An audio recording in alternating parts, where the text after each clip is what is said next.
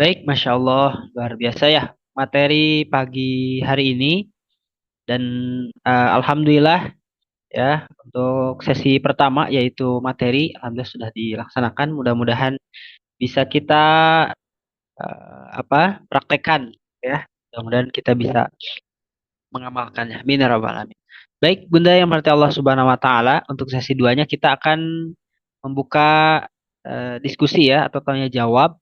Silahkan untuk Bunda yang ingin bertanya terkait dengan program tahfidz rumahan atau bagaimana ingin menanamkan agar anak cinta itu ya terhadap Al-Qur'an, maka tauhid dan sebagainya, silahkan ditanyakan saja karena alhamdulillah waktunya masih longgar ya.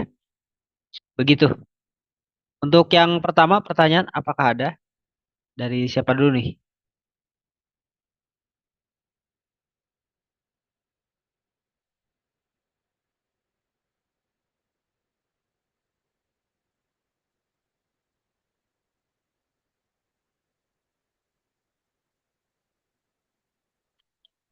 Nah, ada ya. Alhamdulillah ya.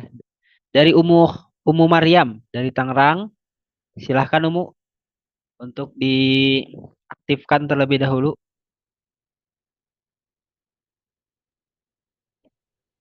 Bismillahirrahmanirrahim. Apa terdengar suara saya? Terdengar, Kedengaran terdengar. suara saya? Terdengar. Alhamdulillah. Ya. Bismillahirrahmanirrahim. Assalamualaikum warahmatullahi wabarakatuh.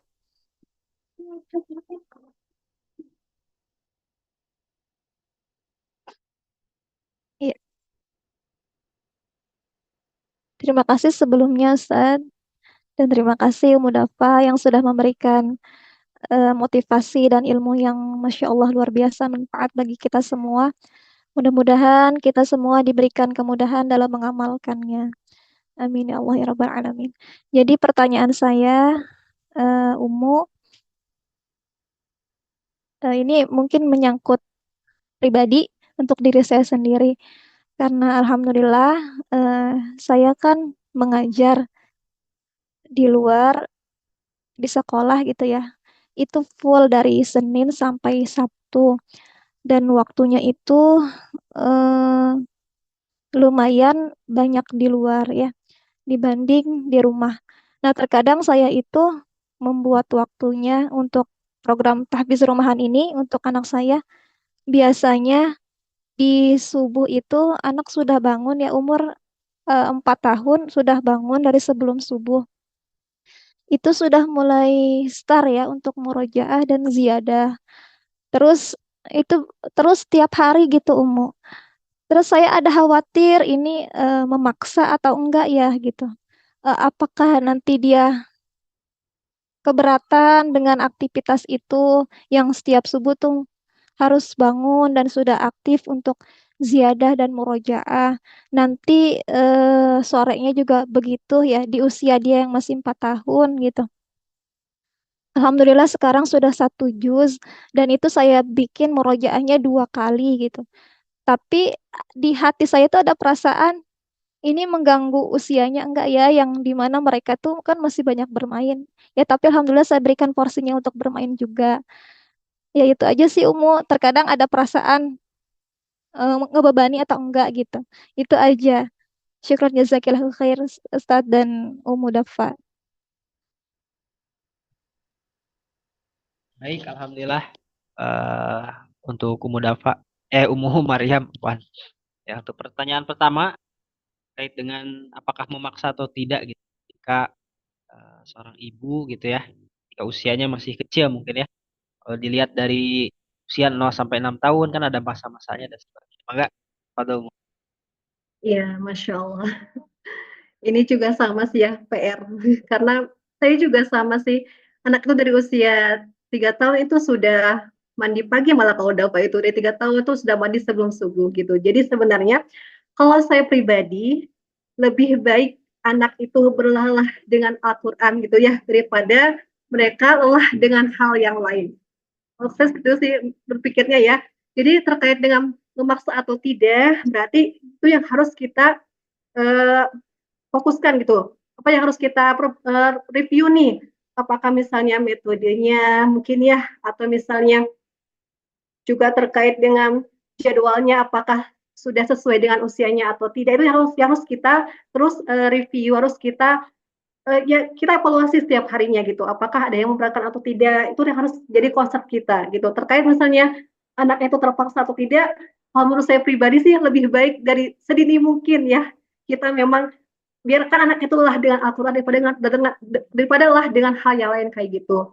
Nah, jadi mungkin Umu bisa juga nih bertanya kepada anak ya, apakah selama ini misalnya anak itu terbebani atau tidak.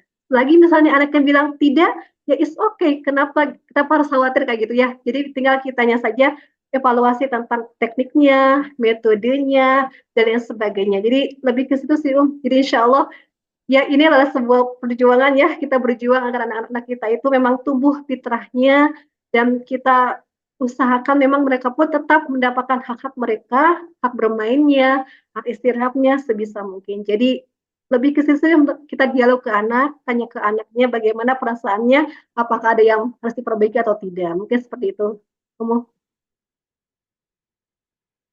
Ya Ustadz, saya kembalikan. Jazakallahu khair mudah Pak. Ya. Baik, Insya Allah itu ya jawabannya ya. Jadi kadang apa banyak di luar sana juga ya, seperti apa yang terus memusuhi musuh Islam gitu. Kadang oh ini kan anak usia segini gitu, gak boleh menghafal, sholat dan sebagainya. Kadang ada subhat-subhat yang seperti itu. Padahal kan lihat para ulama gitu, usia ya, yang masih belia tapi luar biasa didekatkan dengan Al-Quran dan sebagainya. Itu ya. Untuk pertanyaan pertama dan ini ada pertanyaan yang kedua juga tapi masih sama ya beririsan. Dan kita masuk ke pertanyaan ketiga dari Umu Asiyah ya. Di chat ya ada ini. Afwan izin bertanya Umu Dafa, bagaimana sih kita sebagai orang tua agar istiqomah dalam menerapkan tahfidz di rumah? Karena kadang pada saat awal-awal bersemangat, kemudian kadang ada kesibukan jadinya tidak konsisten. Nah, enggak tepat dong. Iya, Masya Allah. Ini juga PR banget ya, apalagi kita itu kadang riweh dengan urusan rumah tangga seperti itu, tapi sebenarnya bukan jadi alasan ya, karena poinnya adalah kita bisa manage waktu kita sebenarnya. Jadi agar kita bisa ingin istiqomah bagaimana caranya? Pertama, minta rahmatnya Allah. Minta rahmatnya Allah. Karena rahmatnya Allah kita bisa istiqomah. Karena rahmatnya Allah ya, bukan karena ilmu yang kita miliki, bukan karena metode yang kita gunakan, tapi karena rahmatnya Allah. Lalu bagaimana agar rahmat Allah itu kita miliki? Ya tentu harus melakukan hal yang Allah sukai ya. Jadi itu kuncinya pertama, minta rahmatnya Allah. Kedua, jadikan program ini program prioritas. Jadikan interaksi Al-Quran interaksi yang prioritas, bukan sisa waktu ya, agar bisa istiqomah dalam prosesnya. Kemudian yang ketiga, cari lingkungan yang mendukung ya, seperti mungkin pagi hari ini ya kita sama-sama sharing pengalaman, sharing ilmu dan lain sebagainya agar tetap bersemangat. Kemudian yang keempat juga kita bisa mungkin apa ya, muhasabah nih. Sebenarnya apa sih yang membuat kita itu malas gitu. Itu di muhasabah dan kita segera cari solusinya. Agar apa? Agar tidak berlama-lama itunya ya malasnya. Jadi cukup kita dengan misalnya istirahat sejenak tidak apa-apa. Tapi setelah itu kita kembali lagi untuk melakukan aktivitas bersama Al-Quran. Mungkin itu Ustaz. Barakallahu. Masya Allah. Baik, itu ya pertanyaan yang ketiga tadi dari Umu Asia. Dan ini juga ada pertanyaan lagi di chat. Izin bertanya Barakallahu Fik, apakah program tahfidz rumahan ini bisa hanya dijalankan oleh seorang ibu saja?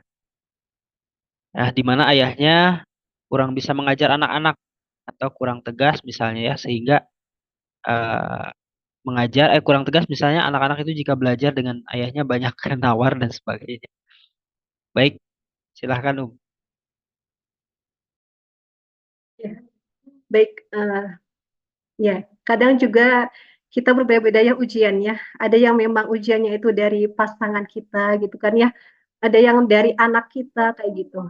Nah, kalau misalnya terkait dengan pasangan ya, mungkin ada pasangan kita yang memang belum atau belum tergerak hatinya untuk menjalankan program tahfiz ini, atau misalnya memang apa ya belum mau gitu kan ya untuk mendekat ke Al-Quran, maka insya Allah bisa. Kita bisa seorang diri untuk menjalankannya. Pertama poinnya apa? Minta dulu sama Allah. Doa dulu ke Allah. Ya Allah, tolong mudahkan, tolong gerakkan hati suami saya untuk paling tidak minimal mengizinkan saya untuk menjalankan program tahfiz ini. Itu paling minimalnya. Dan itu sebuah anugerah sebenarnya ya. Saat suami tidak mendukung atau kurang mendukung, tetapi beliau mengizinkan dan beliau memberikan ruang, maka itu sebuah anugerah yang harus kita syukuri. Itu dulu yang pertama, minta sama Allah, berdoa sama Allah agar menumbuhkan hati pasangan kita. Selanjutnya, ya tentu kita buat programnya, buat lessonnya ya, lesson plan-nya seperti apa untuk program tahfiz di rumah ini yang sekiranya kita mampu, ya, yang sekiranya kita mampu, jangan terlalu memaksakan. Artinya jangan dibuat sulit ya. Jadi kita lakukan apa yang sebisa kita, mulai dari yang mudah, yang bisa kita jalankan ya. Jangan sampai kita merasa, wah saya pengen seperti Ummu Dafa nih, jangan kayak gitu ya, karena tidak semua metode itu cocok untuk semua keluarga, tapi sesuaikan saja dengan kemampuan di rumah masing-masing, dengan kondisi masing-masing. Yang penting poinnya apa? Istiqomah meskipun sedikit.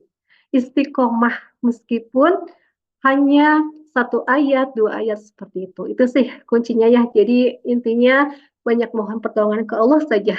Karena hakikatnya karena rahmat Allah, suami kita itu bisa tergerak hatinya, anak-anak bisa kooperatif itu hanya karena rahmat Allah. Mungkin itu Ustaz, barakallahu fiik.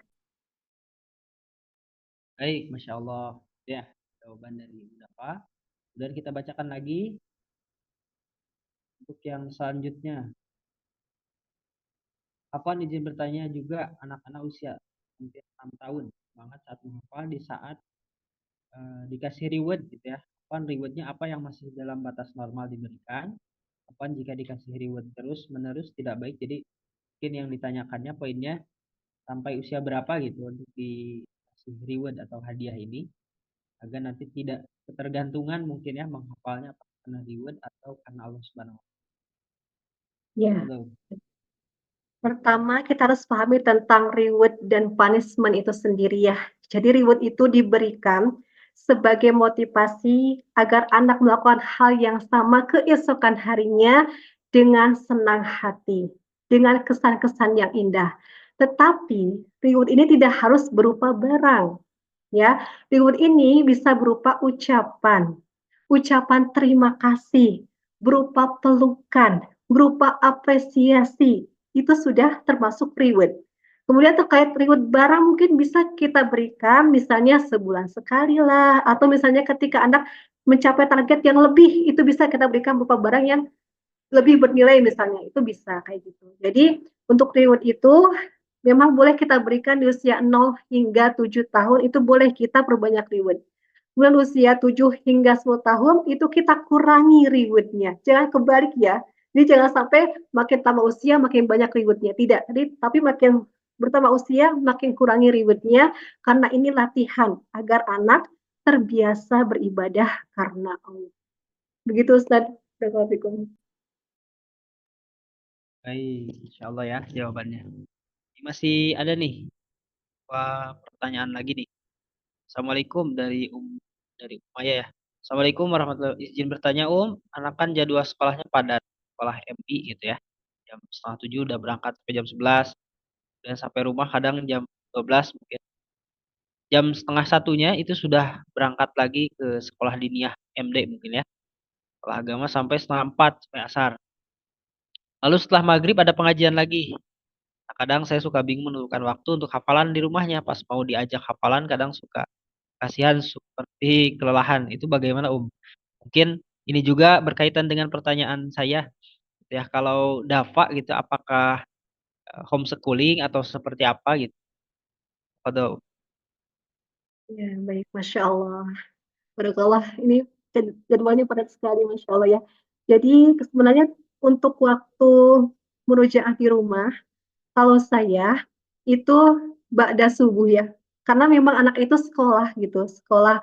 Jadi sekolah dari pagi hingga sore, jadi murojaah itu ba'da subuh. Maka saya usahakan ba'da subuh itu meluangkan waktu sebisa mungkin. Nah, jadi kuncinya saya bangun lebih awal kayak gitu ya, sehingga ba'da subuh itu bisa fokus untuk murojaah. Dan mungkin itu sih tipsnya, jadi umur yang umumnya ya, untuk anak-anak bisa kita ajak murojaah ba'da subuh. Itu pun kalau kondisi memungkinkan ya. Tapi kalau misalnya tidak bisa dan sudah sangat padat waktunya, ya sudah mungkin kita bisa ambil waktu di Sabtu atau Ahad 1 jam atau setengah jam seperti itu ya.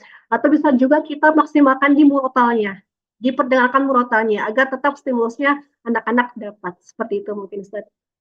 Barakallah.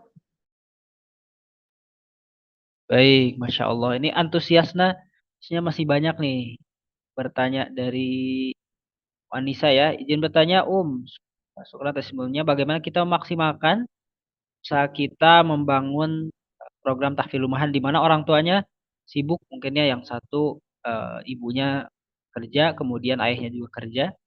Adakah program khusus kami sebagai seorang tua yang bekerja? Syukran barakallahu fiik. Nah, yang sibuk Tafadhol. Ini Ustadz yang bisa jawab deh.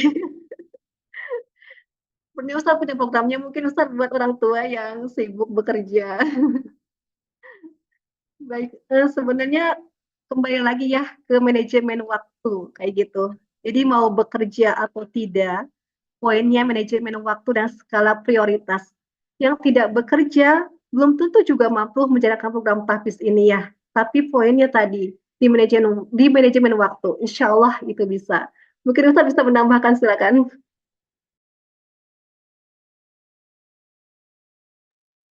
Baik ya. Jadi lebih ke itu ya, lebih ke mindset dan konsep mungkin ya.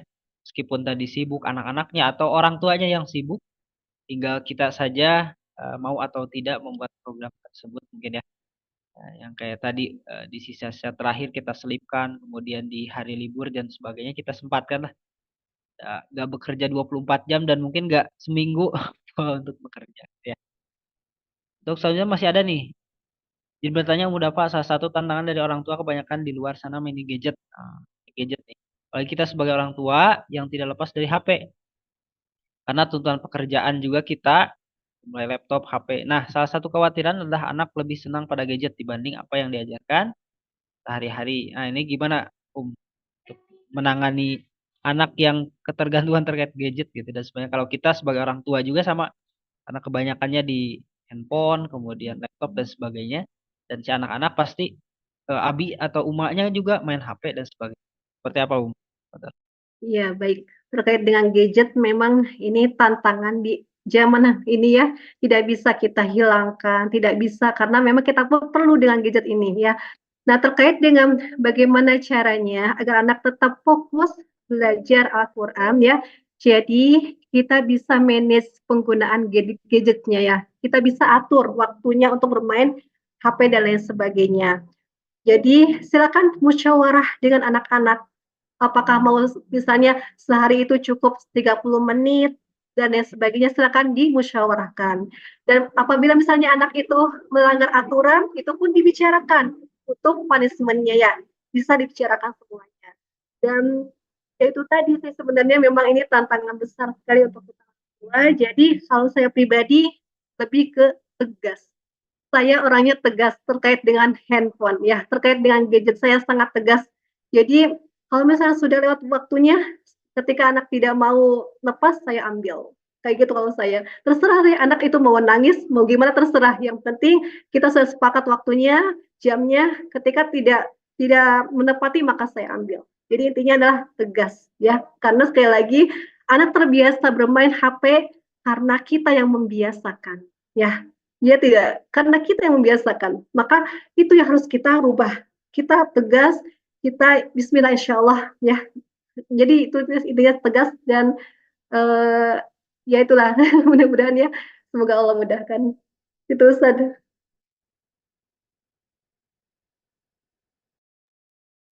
Baik, alhamdulillah. Masih ada dua lagi ya dari Ibu Imamah Rohmaniar. Assalamualaikum. Ini bertanya, Umudah apa bagaimana mensiasati agar anak balita tidak mengganggu anaknya yang atau kakaknya ya yang lagi murojaah di kondisi yang saya alami. Kakaknya 7 tahun lagi murojaah, adik-adiknya ini mengganggu mungkin Om, terkait dengan fokusan kakaknya dan sebagainya gitu.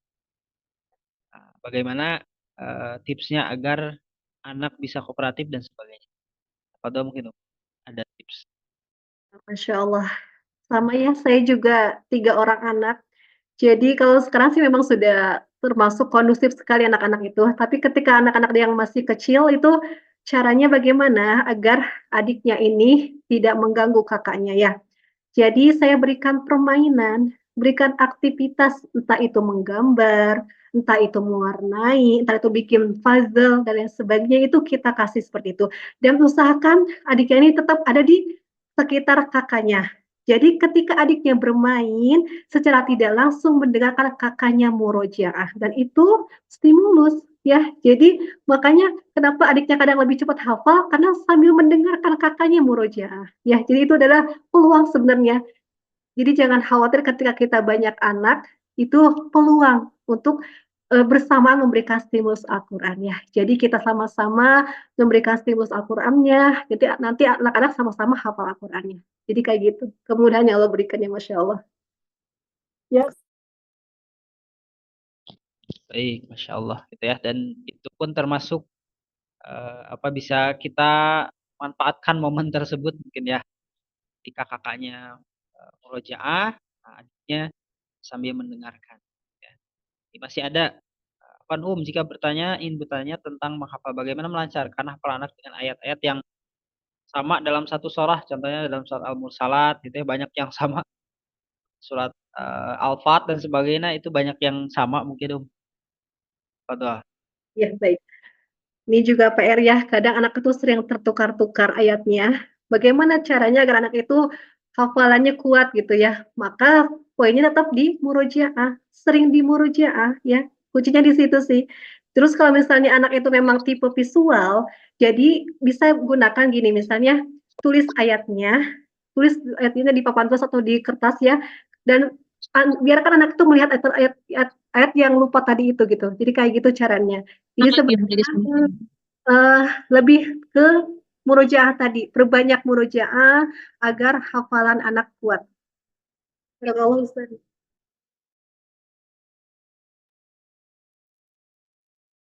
Insya Allah. Masih ada, ini masih ada waktu ya, ya. Masih ada waktu, sedikit lagi ya. Kita batasi dua lagi lah. Afan, anak saya sedang menghafal metode dengan lihat video suara meronta, tapi gambar tapi kurang fokus dan terasa ada evaluasi pribadi, tetapi saat menghafal metode duduk anteng tidak fokus. Jadi kadang sampai menangis gitu ya, tidak semangat dan sebagainya. Jadi mungkin anaknya tipenya visual. Apakah bisa agar si anak itu bisa menghafal kemudian duduk anteng gitu. Nah, ini pengen seperti apa? Tipsnya gitu. Apa doang? Baik. Tadi ya, sebenarnya agar anak itu fokus belajar, fokus menghafal, maka fokuskan dulu anak itu pada hal-hal yang anak itu suka. Jadi bisa jadi mungkin anak kamu ini tipenya memang jadinya kalau ini ya senang bergerak seperti itu ya, maka tadi fokuskan dulu pada hal yang anak suka, entah itu dengan bercerita atau menceritakan hal-hal yang benda-benda yang anak itu suka, itu bisa kita lakukan. Dan tadi durasi, ingat ya, belajar itu tidak harus lama, 10 menit asal berkualitas. Jadi terus juga kita bisa gunakan misalnya tulis nih apa ya huruf-huruf hijaiyahnya atau misalnya ayat Qur'annya di kertas atau di papan tulis yang besar, silakan ditulis, kemudian kita talqinkan, kita bacakan ke anak-anak kita. Dan tidak apa-apa, misalnya anak itu sambil bermain ya tidak apa-apa, tapi kita fokuskan saja untuk tetap mentalkinkan ayat, tetap memperdengarkan Quran seperti itu sih. Karena memang anak kecil itu ya seperti itu, sukanya memang sedang masanya ingin bermain, jadi kita yang harus fokus saja ke talkin ayat, fokus ke suara kita, fokus ke tadi murotal tadi seperti itu. Mungkin begitu Ustaz. Baik, Masya Allah. Nah, ini ada pertanyaan terakhir nih ya. Pertanyaan dari Umu Yahya. Bismillah Umu Dafa, izin bertanya. Selain kita juga ikhtiar berdoa untuk anak agar cinta terhadap Al-Quran, apakah ada amalan khusus lainnya untuk orang tua? Nah, enggak, pada Ya, Masya Allah. Bagus. Mungkin ini tadi ya lebih ke bagaimana kita menjaga sholat kita. Karena kan kalau sholatnya sudah baik, insya Allah Allah akan memudahkan urusan kita semuanya ya. Sholat wajibnya itu yang harus kita cek recek setiap hari. Bagaimana kualitas sholat kita, kualitas wudhu kita, dari mulai wudhu kan wudhu, sholat itu harus kita perbaiki. Kemudian sholat sunnah malam, kalau saya ya sholat sunnah malam itu diusahakan. Jadi ya kalaupun misalnya belum bisa setiap hari, paling tidak sepekan sekali atau sepekan 2 kali, tapi paling tidak ada gitu kan ya untuk sholat sunnah malam harinya. Atau juga mungkin bisa saum gitu kan untuk ruhiyah yang kita bisa lakukan, dan juga tentunya kita ikhtiar memperbanyak diri kita sendiri untuk berinteraksi dengan Al-Quran itu. Karena tadi anak itu kan melihat, anak itu kan mendengar, maka kita dulu yang harus memulainya. Barakallahu fiik. Masya Allah. Itu ya jawaban dari Umu Dafa. Mudah-mudahan bermanfaat dan mudah-mudahan bisa kita terapkan ya dalam program tahfidz rumahan di rumah kita masing-masing, karena ketika kita menyekolahkan anak ya, masukkan ke pondok dan sebagainya, ternyata esensinya kita sebagai orang tua yang kewajiban untuk mendidik